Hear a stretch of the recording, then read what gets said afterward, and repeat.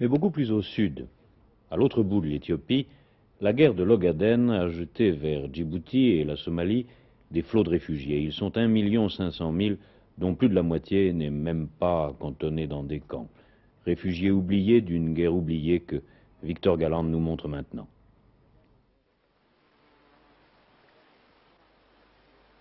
Près d'1,5 million réfugiés ont déjà traversé cette frontière. Et l'exode se poursuit à la cadence de 1800 personnes par jour.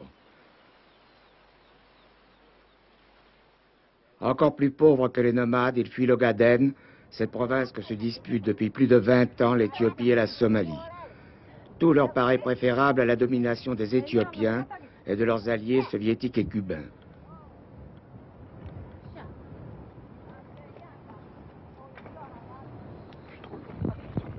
Pourtant, dès leur arrivée, ils sont répartis entre une douzaine de camps qu'ils ne peuvent quitter sans autorisation.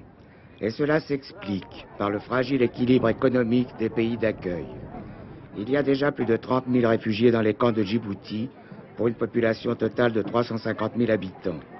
Plus de 600 000 dans les camps somaliens, pour 5 millions d'habitants autochtones. Tous les autres, bien plus nombreux, se sont dispersés dans la nature. Malgré cet afflux, personne n'est jamais refoulé, quelle que soit son ethnie ou sa religion. Même des Éthiopiens chrétiens opposés au régime d'Addis Abeba ou des Érythréens du Nord reçoivent le même accueil que les frères somaliens de l'Ogaden.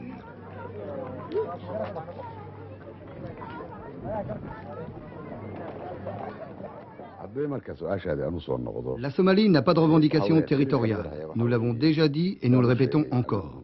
Mais il y a un lien entre nous et le peuple envers lequel nous avons des obligations morales. Nous sommes opposés à toute forme de colonialisme. Nous ne voyons donc pas pourquoi nous n'apporterions pas notre aide à ce peuple qui est d'origine somalienne. Mais tout ce que nous pouvons lui apporter, c'est une aide humanitaire et un appui diplomatique, comme nous le faisons d'ailleurs pour les réfugiés. Ces gens n'auraient pu survivre depuis plus de 2 ans sans une aide de l'extérieur. Heureusement, elle existe, mais les pays d'accueil sont obligés d'apporter une contribution dont le fardeau se fait de plus en plus sentir. Djibouti, c'est un pays pauvre qui aide les pauvres. Le gouvernement estime à 30 000 le nombre total de réfugiés. L'aide internationale s'adresse actuellement à un nombre de 14 000 réfugiés. Et donc il y a là un nombre de 16 000 personnes qui sont éparpillées à travers la ville de Djibouti et qui vivent de la solidarité de l'habitant. À l'instar du Haut-Commissariat aux réfugiés de l'ONU, de nombreuses organisations internationales accomplissent un travail remarquable. Peu d'Européens connaissent sans doute l'importance de la contribution qu'ils apportent par le truchement de la communauté économique européenne. Des vivres, des médicaments, du matériel de toutes sortes sont livrés au gouvernement qui en assure la répartition.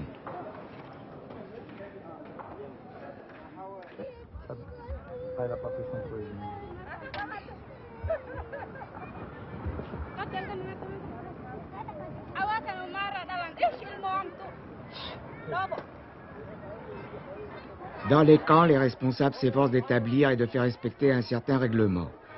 C'est l'approvisionnement qui leur pose naturellement le plus de problèmes. L'eau est souvent livrée de très loin par des camions-citernes et sa distribution est l'un des moments importants dans la vie quotidienne de ces déracinés.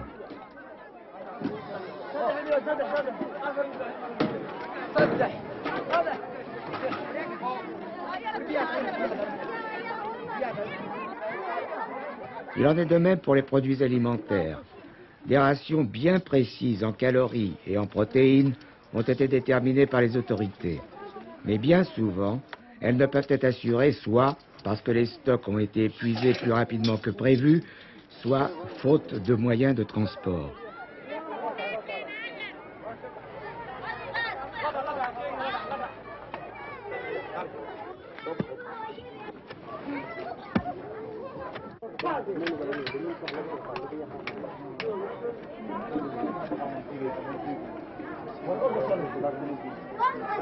Alors, on voit apparaître de ci de là des petits marchés.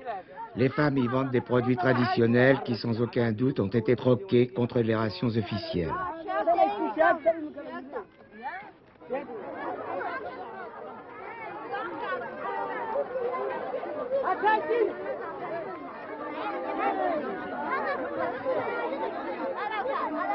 Le reste de la journée est consacré aux diverses activités d'un village normal. Les femmes construisent ou réparent les toukouls, ces huttes traditionnelles des nomades, recouvertes de carton, de chiffon, au mieux d'une natte ou d'une toile de tente. Quand elles ont la chance d'avoir suffisamment d'eau, elles font de la lessive, aidées par les filles.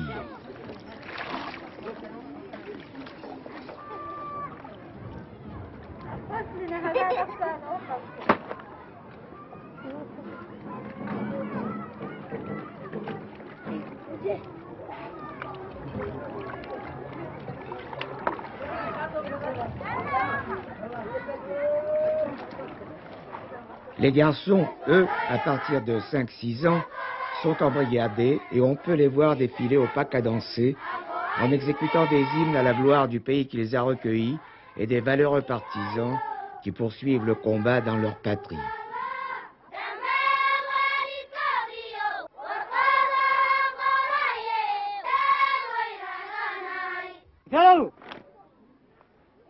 L'enseignement, quand il existe, se limite bien souvent à l'école coranique. Les hommes sont peu nombreux. Ils sont restés quelque part dans l'Ogaden, à lutter contre le nouveau colonialisme noir. Pourquoi est-il parti d'Éthiopie?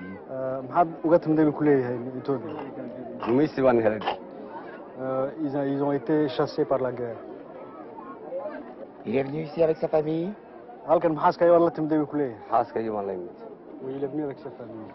Il a combien d'enfants? Il en a 4. Il travaille?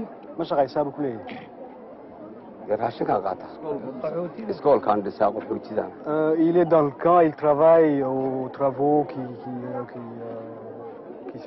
ont lieu dans le camp, la construction des écoles et des tout cool, et tous les travaux qui sont dans le camp. Est-ce qu'il voudrait retourner dans son pays?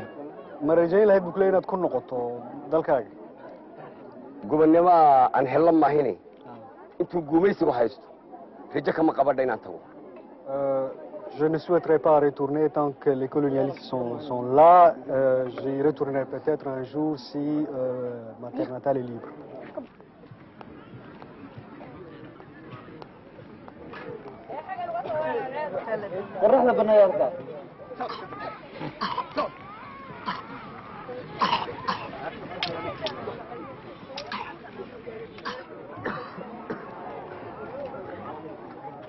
Un autre problème grave est celui de la santé.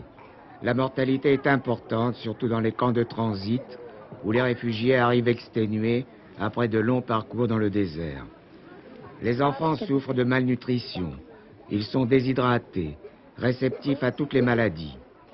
Les épidémies de malaria, de rougeole, d'hépatite et même de simples bronchites font des quantités de victimes quand l'hôpital se limite, dans le meilleur des cas, à une tente et les médicaments à l'aspirine.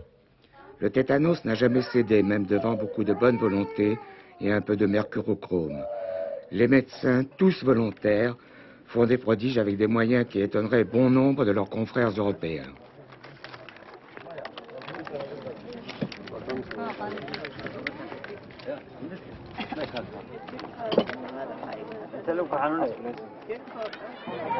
Quels sont les principaux problèmes que vous rencontrez dans les camps? Essentiellement des problèmes d'approvisionnement en médicaments, des problèmes de malnutrition. Il faudrait qu'il y ait suffisamment de nourriture supplémentaire pour les enfants, pour les femmes enceintes et les grands tuberculeux. Vous parlez du manque de médicaments, du manque de nourriture. Les médicaments arrivent en Somalie, nous en avons vu. La nourriture aussi. Alors c'est au niveau de la distribution dans les camps. Je ne sais pas exactement comment ça se passe, mais il semble effectivement qu'il y a une fuite entre le moment où ça arrive et le moment où on les obtient dans les camps, que les quantités ne sont pas les mêmes. D'autre part, les médicaments arrivent en Somalie, mais les médicaments qui sont envoyés par l'aide internationale ne sont pas toujours adéquats. On a du matériel très sophistiqué qui ne sert strictement à rien et il y a des tas de médicaments de première nécessité qu'on ne peut pas avoir. Alors on ne peut affirmer bien sûr que ce soit une conséquence de la situation dénoncée par cette jeune femme médecin. Mais l'infirmier, appelé en toute hâte au chevet de cet enfant, ne pourra rien faire pour la secourir. De même, cette distribution de lait est la dernière avant au moins 15 jours. Et pourtant, elle était nécessaire pour maintenir en vie quelques 500 enfants. Dans ces conditions, il est donc indispensable d'augmenter l'aide que peuvent apporter les pays nantis à ces réfugiés. Mais il faut aussi trouver une solution de rechange à la charité publique. Et c'est peut-être cette tentative qui est faite en plein désert de Djibouti, à quelques kilomètres de la frontière éthiopienne.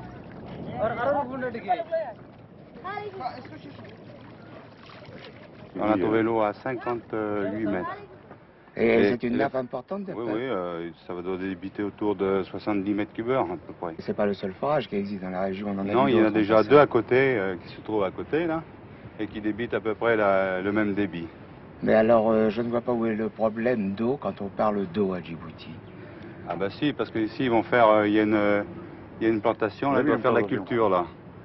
Alors donc il leur faut beaucoup d'eau pour pouvoir faire des jardins et faire du maïs, un peu de tout. Si on réunit les conditions essentielles d'avoir de l'eau, des sols et du travail, on arrive à faire de l'agriculture. Alors au niveau du travail, les agriculteurs nous ont prouvé jusqu'à maintenant, ça fait 7 mois maintenant qu'ils sont sur le terrain et que ça a donné ça.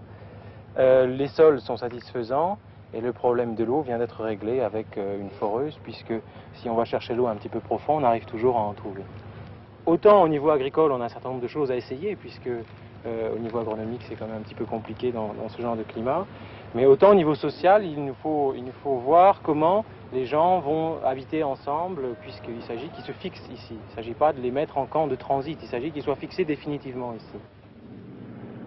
Ce modeste projet prévoit de faire vivre sur ces 5 hectares cultivés 12 familles de réfugiés agriculteurs et 12 familles de nomades autochtones. Si cette expérience réussit, cela devrait permettre d'intégrer tous ces réfugiés à la vie nationale en leur fournissant des terres de culture et en même temps de sédentariser une partie de la population.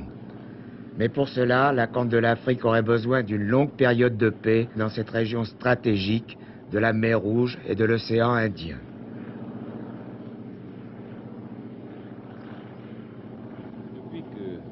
Depuis que Tito est malade,